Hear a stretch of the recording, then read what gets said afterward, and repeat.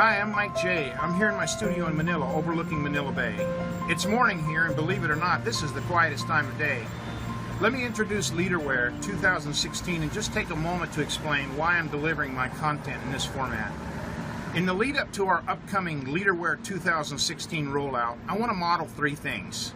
First, I want to meta-model a developmental structure which I think works with our inborn natural learning systems. Second, I want to give you short, complex topics with spaced repetition.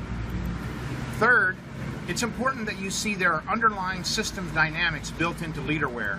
Take a look at this diagram from the fifth discipline.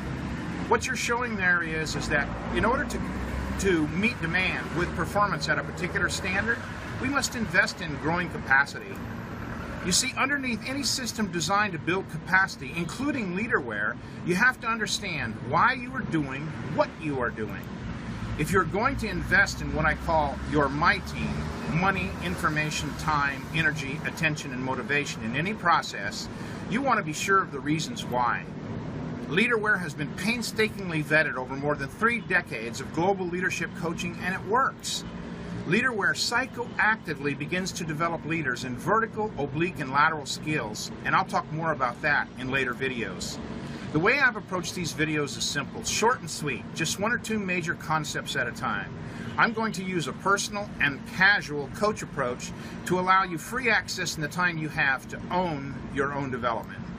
I want your questions. I provided a link for you to provide comments, suggestions, ideas, and personal feedback at the link after the video.